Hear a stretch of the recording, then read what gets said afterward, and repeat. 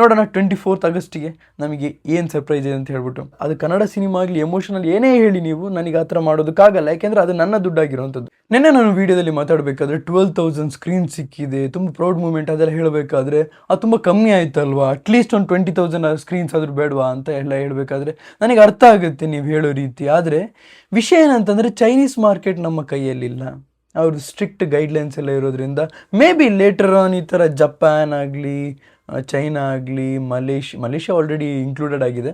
So litre ನಾವು ನೋಡಬೇಕಾಗುತ್ತೆ, ಯಾಕೆ ಅಂತಂದರೆ ಸದ್ಯದ ಸ್ಥಿತಿಗೆ ಅವರ ಸ್ಟ್ರಿಕ್ಟ್ ಗೈಡ್ಲೈನ್ಸ್ ಇರೋದ್ರಿಂದ ಫೋಕಸ್ಡ್ ಆಗಿ ಹೋಗ್ತಾ ಇಲ್ಲ. ಓವರ್ಸೀಸ್ ಇಷ್ಟೊಂದೆಲ್ಲ ರಿಲೀಸ್ ನೋಡ್ತಾ ಇದ್ದೀವಿ, ಆದರೆ ಮಿಡಲ್ ಈಸ್ಟಲ್ಲಿ ಮೇ ಬಿ ದುಬೈಯಲ್ಲಿ ಇದ್ದೇ ಇರುತ್ತೆ ಅಂತ ಅನ್ಕೊತಾ ಇದ್ದೀನಿ. ಅದು ಬಿಟ್ಟರೆ ಎಲ್ಲೂ ಕೂಡ ರಿಲೀಸ್ ಆಗ್ತಾ ಇಲ್ಲ.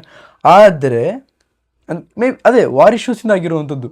ಆದರೆ ನಿಮಗೆ ಚೈನಾದಲ್ಲಿ ಯಾಕೆ ರಿಲೀಸ್ ಸಿಗ್ತಾ ಇಲ್ಲ ಅಂದರೆ ಅದೊಂದು ದೊಡ್ಡ ಮಾರ್ಕೆಟ್ ಆಯಿತಾ. ನಿಮಗೆ ನಿಜ ಹೇಳ್ತೀನಿ, ದಂಗಲ್ ಕೂಡ 2,000 ಕೋಟಿ ಈಗಲೂ ಟಾಪ್ 1ನಲ್ಲಿದೆ. ಯಾಕೆ ಅಂತಂದರೆ ಚೈನಾದಲ್ಲಿ ರಿಲೀಸ್ ಆಯಿತು, ಅಲ್ಲಿ ಹಿಟ್ ಆಯಿತು. It's an amazing. ಯಾಕೆ ಅಂತಂದರೆ ಅವರಿಗೂ ಕೂಡ ಐಡಿಯಾ ಇರಲಿಲ್ಲ ಆ ಚೈನಾದಲ್ಲಿ ಆ ರೇಂಜಿಗೆ ಎಲ್ಲರೂ ಈ ಸಿನಿಮಾನ ಅಪ್ರಿಷಿಯೇಟ್ ಮಾಡ್ತಾರೆ ಅಂತ ಹೇಳ್ಬಿಟ್ಟು.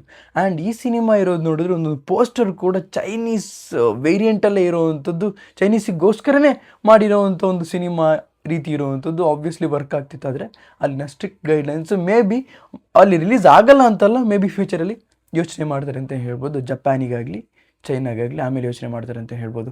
ಸೊ ಇದಿಷ್ಟು ನಾನು ಜಸ್ಟ್ ರಿಲೀಸಸ್ ಬಗ್ಗೆ, ಓವರ್ಸೀಸ್ ರಿಲೀಸಸ್ ಬಗ್ಗೆ ಹೇಳಿರೋವಂಥದ್ದು. ಇವತ್ತು 21st ಆಗಿರೋವಂಥದ್ದು ಬುಕ್ಕಿಂಗ್ ಸ್ಟಾರ್ಟ್ ಆಗಿದೆ. ನಾನು ಬೆಳಗ್ಗೆನೇ ಚೆಕ್ ಮಾಡಿದೆ ಮಂಗಳೂರಲ್ಲಿ ಏನಾದರೂ ಫಸ್ಟ್ ಶೋ ಮಾರ್ನಿಂಗ್ ಶೋ ಏನಾದರೂ ಇದೆಯಾ ಅಂತ. ಅದೇ ಮಾರ್ನಿಂಗ್ ಶೋದು ಬುಕ್ಕಿಂಗ್ ಓಪನ್ ಆಗಿಲ್ಲ, 10 ಗಂಟೆ ಮೇಲೇ ಓಪನ್ ಆಗಿರೋವಂಥದ್ದು. ಹಾಗೆಯೇ ಸುಮ್ಮನೆ ಬೆಂಗಳೂರಲ್ಲಿ ಸುಮ್ಮನೆ ನೋಡಿದೆ 4DX ಏನಾದರೂ ಚಾನ್ಸಸ್ ಇದ್ದರೆ ಹೋಗ್ಬೋದಲ್ಲ, ಹೋಗಿ ಬರ್ಬೋದಲ್ಲ ಅಂತೆಲ್ಲ ಯೋಚನೆ ಮಾಡ್ತಿರ್ಬೇಕಾದ್ರೆ ಅದು ಕೂಡ ಸ್ಟಾರ್ಟಿಂಗ್ ಶೋ ಇರೋವಂಥದ್ದು 10 ಗಂಟೆ ಮೇಲೆ ಅದು ಎಲ್ಲ ಬುಕ್ಕಿಂಗ್ ಆಗೋಗಿದೆ. ನನಗೆ ಅಷ್ಟು ವೆಯ್ಟ್ ಮಾಡೋದಕ್ಕಾಗಲ್ಲ ಟಾಕ್ಸಿಕ್ ಸಿನಿಮಾಗೋಸ್ಕರ.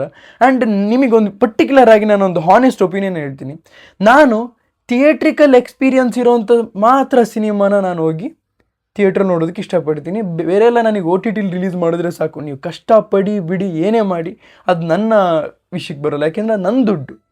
ಸೊ ಈಗ ಸಿನಿಮಾ ರಿವ್ಯೂ ಮಾಡೋದಕ್ಕೋಸ್ಕರ ನಾನು ಹೋಗಿ ನೋಡಬೇಕು ಬಿಟ್ಟರೆ ನನಗೆ ಇಷ್ಟಪಟ್ಟು ಹೋಗುವಂಥದ್ದಲ್ಲ. ಅದು ಕನ್ನಡ ಸಿನಿಮಾ ಆಗಲಿ ಎಮೋಷನಲ್ ಏನೇ ಹೇಳಿ ನೀವು ನನಗೆ ಆ ಥರ ಮಾಡೋದಕ್ಕಾಗಲ್ಲ, ಯಾಕೆಂದರೆ ಅದು ನನ್ನ ದುಡ್ಡಾಗಿರೋವಂಥದ್ದು. ನನಗೆ ಎಂಟರ್ಟೈನ್ಮೆಂಟ್ ಒಂದು ಥಿಯೇಟ್ರಿಕಲ್ ಎಕ್ಸ್ಪೀರಿಯನ್ಸ್ ಇದ್ದರೆ ಮಾತ್ರ ನಾನು ನನ್ನ ದುಡ್ಡನ್ನು ಖರ್ಚು ಮಾಡಬೇಕು ಬಿಟ್ಟರೆ ಸುಮ್ಮನೆ ನೀವೇನೋ ಕಷ್ಟಪಟ್ಟಿದ್ದೀರಾ ಅಂತ ಹೇಳ್ಬಿಟ್ಟು ನಾನು ನನ್ನ ದುಡ್ಡನ್ನು ಖರ್ಚು ಮಾಡೋದಕ್ಕಾಗಲ್ಲ.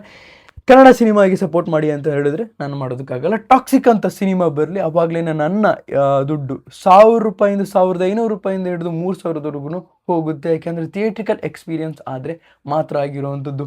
ಸೊ ಇದಿಷ್ಟು ನನ್ನ ಒಂದು ಏನಂತಾರೆ ಸೆಲ್ಫಿಶ್ ಮಾತಾಗಿರುವಂಥದ್ದು. 3 ಗಂಟೆ 14 ನಿಮಿಷದ ರನ್ ಟೈಮ್ ಆಗಿತ್ತು. ನಾನಿದು ಜಸ್ಟ್ ಸೆನ್ಸರ್ ಬೋರ್ಡಿಂದ ಬರುತ್ತಲ್ಲ ಅವ್ರದ್ದು ಏನಂತಾರೆ ಅದು ಸರ್ಟಿಫಿಕೇಟ್ ಫಾರ್ ಥಿಯೇಟ್ರಿಕಲ್ ರಿಲೀಸ್, ಅದರಲ್ಲಿ ನಿಮಗೆ 194.12 ಸೆಕೆಂಡ್ಸ್ ಬರುತ್ತೆ. ಅದರ ಅರ್ಥ 3 ಗಂಟೆ 14 ನಿಮಿಷ ಅಂತ ಆಯ್ತು ಅಲ್ಲಿಗೆ. ನೋಡೋಣ 24th ಆಗಸ್ಟಿಗೆ ನಮಗೆ ಏನು ಸರ್ಪ್ರೈಸ್ ಇದೆ ಅಂತ ಹೇಳ್ಬಿಟ್ಟು. 4DXL ಸಿನಿಮಾ ಬರೋದಾಗಲಿ, ಸ್ಕ್ರೀನ್ಎಕ್ಸೆಲ್ ಸಿನಿಮಾ ಬರೋದಾಗಲಿ, ಅಥವಾ ಐಮ್ಯಾಕ್ಸಲ್ಲಿ ಸಿನಿಮಾ ಬರೋದಾಗಲಿ, ಇನ್ನೂ ತುಂಬ ಹಲವಾರು ಸ್ಕ್ರೀನ್ಸಲ್ಲಿ ಸಿನಿಮಾ ಯಾವ ರೀತಿ ಎಂಜಾಯ್ ಮಾಡಬೇಕು ಅಂತ ಹೇಳ್ಕೊಂಡಿರುವಂಥದ್ದು ಈ ಒಂದು 2026 ಆಗಿರುವಂಥದ್ದು ನನಗೆ. ನಿಮಗೇನಾದರೂ ಮೊದಲೇ ಗೊತ್ತಿದ್ದ ದಯವಿಟ್ಟು ಕಮೆಂಟ್ ಸೆಕ್ಷನ್ ತಿಳಿಸಿ. ಯಾಕೆಂದರೆ 2026 ನನಗೇನು ಅನ್ನಿಸ್ತಿದೆ ಅಂತಂದರೆ ಸಿನಿಮಾದ ರೀತಿ, ಸಿನಿಮಾದ ಪರ್ಸ್ಪೆಕ್ಟಿವ್ ನನಗೆ ತುಂಬಾ ಚೇಂಜ್ ಆಗಿದೆ ಅಂತ ಹೇಳ್ಬೋದು. ನಾನೇ ಸಿನಿಮಾದಲ್ಲಿ ವರ್ಕ್ ಮಾಡಿದರೂ ಕೂಡ 9 ಮಿನಿಟ್ಸ್ನ ಗ್ಲಿಮ್ಸ್ ಏನಿದೆ ಸಾಕಾಗಿದೆ ಎಲ್ಲರಿಗೆ ಕನ್ವಿನ್ಸ್ ಮಾಡೋದಕ್ಕೆ ಅಂತ ನನಗೆ ಅನ್ನಿಸ್ತಿರುವಂಥದ್ದು. ಗ್ಲೋಬಲ್ ಲೆವೆಲಲ್ಲಿ ಟಾಕ್ಸಿಕ್ನಲ್ಲಿ ಟಿಕೆಟ್ನ ಕ್ಯಾರೆಕ್ಟರ್ ಅಥವಾ ರಾಯನ ಮಗನ ಕ್ಯಾರೆಕ್ಟರ್ ಏನಿದೆಯಲ್ಲ ತುಂಬಾ ಹಾರಿಫೈಯಿಂಗ್ ಆಗಿದೆ ಅಂತ ನನಗಿಲ್ಲಿ ಹೇಳೋಕಿರುವಂಥದ್ದು. ನೋಡೋಣ. ಬಟ್ ರಾಯ ಕ್ಯಾರೆಕ್ಟರ್ ಇಲ್ಲಿ ಹೈಡ್ ಮಾಡಿರೋವಂಥದ್ದು ನನಗೆ ಇಲ್ಲಿ ಕಾಣಿಸ್ತಾ ಇದೆ. ಅಥವಾ ನಾವೇನು ಈ ಬೇಸಿಕ್ ಸ್ಟೋರಿ ಲೈನಲ್ಲಿ ಮುಳುಗೋಗಿದ್ದೀವಲ್ಲ, ಈ ಮಾಫಿಯಾ, ಅಪ್ಪ ಮಗನ ಜಗಳ, ಏನೋ ಅವನಿಗೆ ಆಗದಿರೋವಂಥದ್ದು, ಅಮ್ಮನ್ನ ಬಿಟ್ಟೋಗಿರೋ ಸಿಟ್ಟು, ಇದೆಲ್ಲದು ಅಲ್ದಲ್ಲೇನೇ ಒಂದು ಸ್ಟೋರಿ ಹೈಡ್ ಆಗಿದೆ. ಅದೇನು ಅಂತ ನಮಗೆ ಸಿನಿಮಾ ನೋಡಿದ ಮೇಲೆ ಗೊತ್ತಾಗುವಂಥದ್ದು. ನಿಮಗೆ ಏನು ಅನಿಸುತ್ತೆ ದಯವಿಟ್ಟು ಕಮೆಂಟ್ ಸೆಕ್ಷನ್ ತಿಳಿಸಿ ಅಂತ ಹೇಳ್ತಾ ಪೀಸ್ ಔಟ್.